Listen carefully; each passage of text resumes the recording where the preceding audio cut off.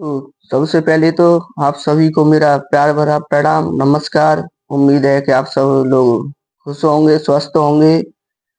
आज की ये जो कहानी है, एक मर्डर मिस्ट्री कहानी है बिहार से। बिहार में एक उभरते हुए नेता और एक मिस पटना बन चुकी लड़की की मौत से जुड़ी हुई कहानी है। इस कहानी के कुछ तार तब की सीएम राबड़ी देवी और उनके भाई साधु यादव से भी जुड़ते हैं। पुलिस ने पोस्टमार्टम रिपोर्ट आने से पहले ही इसे सुसाइड बता दिया था। फिर 4.5 साल बाद सीबीआई ने भी इसे सुसाइड माना, लेकिन तब के विपक्ष ने पूरे घटना जो ये क्रम था, जो उस समय पटना में प्रदर्शन भी वो कर रहे थे, तो उनका कहना था कि एक मर्डर है। खैर, जो भी था, आइए चलिए जानते हैं इस केस में आखिर में क्या हुआ था। और लास्ट में अपना जो भी आपका मत हो, प्लीज कम से कम कमेंट करके बताइएगा जरूर। होता कुछ यूं है, ये कहानी है 1999 की। उस समय एक एनआरआई बीएन सिंह के पूरे परिवार के साथ विदेश में रहते थे। उनका 27 साल का बेटा गौतम सिंह पटना में रहता था। जो उनका पूरा परिवार था, वो एनआरआई बीएन सिंह, वो पूरे परिवार के साथ में विदेश में रहते थे। उनका सिर्फ बेटा ही पटना में रहता था। फिर उनका बेटा भी 27 साल का था, जो पटना में रहता था। ऐसा इसलिए क्योंकि गौतम को नेता बनना था। और बिहार में उस समय जो उस वक्त की जो सरकार थी वो आरजेडी की थी। जो राबड़ी देवी, जो लालू सिंह यादव की जो धर्मपत्नी है, वो वहां की उस समय सीएम थी। उनके भाई साधु यादव से गौतम की बढ़िया पहचान थी। गौतम सिंह को पूरी उम्मीद थी कि साधु यादव के जरिए उसे राजनीति में एंट्री का मौका मिलेगा, पर ऐसा कुछ हुआ नहीं। अब उसमें हुआ क्या, इसके दूसरे करेक्टर पे चलते हैं। पटना के में जो एक गौतम की एक दोस्त रहती थी, उसका नाम था शिल्पी जैन। शिल्पी जैन एक बहुत बड़े बिजनेसमैन की बेटी थी। और जो एक कपड़ा कारोबारी थे, उनका नाम था उज्जवल कुमार जैन। उनकी बेटी थी शिल्पी जैन। शिल्पी जैन पटना के वुमेन्स कॉलेज में पढ़ चुकी थी। 23 साल की शिल्पी की इस उपलब्धि ये भी थी कि वह मिस पटना का खिताब जीत चुकी थी। अब कंप्यूटर की कोचिंग करती थी। 3 जुलाई 1999 को रोज की तरह रिक्शे से इंस्टीट्यूट जा रही थी। तभी रास्ते में गौतम का एक दोस्त मिला, जिसने कहा, अरे शिल्पी, तुम रिक्शे से जा रही हो, आओ मैं तुम्हें छोड़ दूंगा। क्योंकि गौतम के उस दोस्त को शिल्पी भी जानती थी, इसलिए वो रिक्शे से उतरकर कार में बैठ जाती है।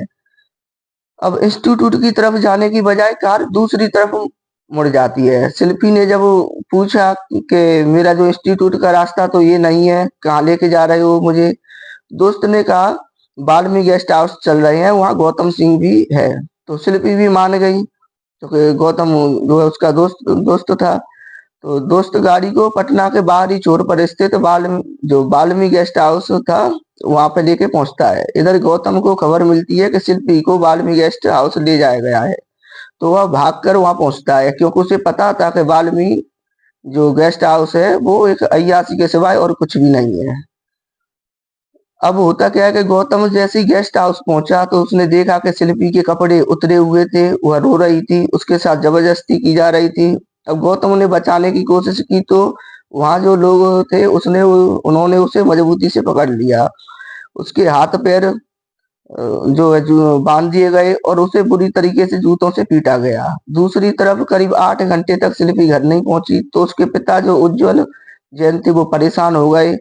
पुलिस के पास पास भी पहुंचे। इधर एक हैरान करने वाली खबर आई।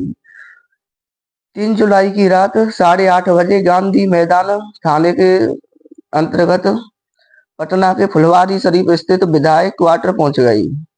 जो पुलिस की टीम, पुलिस गैराज में गई तो देखा गौतम की सफेद जो जैन कार थी, उसमें शिल्पी की लाश पड़ी है, और गौतम सिर्फ पैंट पहने था। शिल्पी के शरीर के ऊपरी हिस्से पर एक सिर्फ टी शर्ट थी। ये टी शर्ट भी गौतम की थी, मतलब शिल्पी के कपड़े उसकी बॉडी पर नहीं थे। अब पुलिस जांच कर रही थी कि साधु यादव अपने तमाम समर्थकों के साथ वहां पे पहुंच गए। अब देखिए साधु यादव को भी पता चल जाता है कि वहां पे एक जो है 2 लोगों की डेड बॉडी मिली है, जो गौतम की कार में उस गैराज में। और ये तुरंत अचानक से इतनी जल्दी सब कुछ हो जाता है, पता नहीं उन्हें भी कैसे इसकी खबर लगी। खैर जो भी है, पुलिस ने कार से दोनों लाशों को बाहर निकाला और उन्हें पोस्टमार्टम के लिए भेज दिया। अभी पोस्टमार्टम शुरू भी नहीं हुआ, इधर पुलिस ने दोनों की मौत को आत्महत्या बता दिया। अब जिस गाड़ी में लाश मिली उसे चलाकर थाने ले जाया गया, जिससे उस गाड़ी के सारे फिंगरप्रिंट बदल गए। जो गाड़ी जिसकी वहीं पे फॉरेंसिक जांच होनी थी, लेकिन उस गाड़ी को बाकायदा ड्राइव करके ले जाया जाता है। और रात में ही दोनों का पोस्टमार्टम कर दिया गया। हालांकि मैं रात में जब बहुत ज्यादा जरूरी नहीं हो तो ये पोस्टमार्टम होता नहीं है, लेकिन फिर भी पोस्टमार्टम इन दोनों का रात में ही कर दिया गया। पुलिस इतनी हड़बड़ी में थी कि उसने रात में ही गौतम का अंतिम संस्कार भी कर दिया गया। उसके पेरेंट्स की परमिशन भी नहीं दी गई, ना कुछ इंतजार भी नहीं किया गया। खैर उस वक्त के एसपी सिटी भाटिया पर आरोप लगा कि वो मुख्यमंत्री राबड़ी देवी के भाई साधु यादव को बचाने की कोशिश कर रहे हैं। अब इसी बात को लेकर के विपक्ष ने हंगामा कर दिया कि साधु यादव के खिलाफ प्रदर्शन शुरू हो गए। राबड़ी देवी पे भी दबाव बढ़ा तो उन्होंने सितंबर 1999 में इस केस को सीबीआई को ट्रांसफर कर दिया। अब यहाँ पे हुआ क्या कि पुलिस ने पोस्टमार्टम से पहले से आत्महत्या बोल दिया था। कहा गया कि दोनों की मौत कार्बन मोनोऑक्साइड गैस के कारण हुई है। अब एक अफसर से पूछा गया कि बिना पोस्टमार्टम के आप कैसे कह रहे हैं कि कि इनकी जो है मौत है वो कार्बन मोनोऑक्साइड गैस के कारण हुई है। तो उन्होंने कहा हमने इतने केस देखे हैं, हम इतने केस जो है देख चुके हैं कि पहली नजर में ही बता देते हैं कि मौत कैसे हुई है। लेकिन जब पोस्टमार्टम रिपोर्ट आई तो पता चला कि शिल्पी और गौतम की बॉडी में लेथल एल्यूमिनियम जहर मिला है। खैर वो सितंबर 1999 से केस की जांच सीबीआई ने शुरू कर दी। शिल्पी के जो है डीएनए और फॉरेंसिक रिपोर्ट को जांचा गया तो पता चला कि शिल्पी की मौत से पहले उसके साथ एक से अधिक लोगों ने रेप किया है। अब सीबीआई ने शिल्पी के कपड़ों की जो है जांच की, जो उस गेस्ट हाउस से जो बरामद हुए थे। तो जो कपड़ों की जो जांच की तो उसमें एक से अधिक लोगों का सीमन मिला और दोषी तक पहुंचने के लिए ये एक बड़ा क्लू था। लेकिन सीबीआई के अधिकारियों ने डीएनए जांच के लिए साधु यादव से उनका खून मांगा। साधु यादव ने खून देने से साफ मना कर दिया। अब अफसरों ने भी इसके बाद में डीएनए जांच की कोशिशों को ही बंद कर दिया, जबकि उन्हें चाहिए था कि कोर्ट जाते, कोर्ट से परमिशन लेके आते और साधु यादव का ब्लड लेते, लेकिन ऐसा कुछ हुआ नहीं इस केस में। खैर सीबीआई ने सितंबर 1999 से 2004 के आखिरी तक जांच की। इसके बाद एक क्लोजर रिपोर्ट पेश की। इसके मुताबिक शिल्पी और गौतम की हत्या नहीं हुई, बल्कि उन्होंने खुद जहर खा करके आत्महत्या की है। इस फैसले पर जमकर हंगामा भी हुआ, लेकिन आगे कोई कार्रवाई नहीं हुई। अब जो शिल्पी के भाई एक प्रशांत जैन थे, वो इस फैसले के खिलाफ जो केस को सुप्रीम कोर्ट में लेके जाना चाहते थे। अब 2006 में प्रशांत का उसके घर के बाहर से ही किडनैप हो जाता है। पुलिस ने एफआईआर भी लिखी, लेकिन 2 दिन के बाद में प्रशांत घर वापस भी आ गया।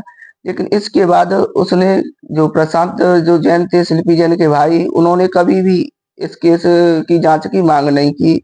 जब उनके पिता से भी कुछ मीडिया रिपोर्ट उन्होंने बाद में बात की, उनसे पूछा गया कि क्या आप इस केस को सुप्रीम कोर्ट के लिए में लेके जाना चाहेंगे या नहीं, तो उनका भी यही वो कहना था कि मैं एक बेटी को खो चुका हूँ, अब मैं बेटे को नहीं खोना चाहता। और एक मर्डर मिस्ट्री थी, तो ये हमेशा के लिए एक मर्डर मिस्ट्री बन के ही रह गई। इसका राज कभी भी सामने नहीं आया, ना ही इसके गुनहगारों तक कभी पुलिस या सीबीआई पहुंच पाई। खैर ये हमारे देश की कहीं ना कहीं थोड़ी सी, क्या ही कहें इस पर, ऐसे कई सारे केसों में हुआ है। खैर आप सचेत रहिए, सुरक्षित रहिए, अपनों के साथ रहिए, मिलजुल के रहिए और सावधान रहिए।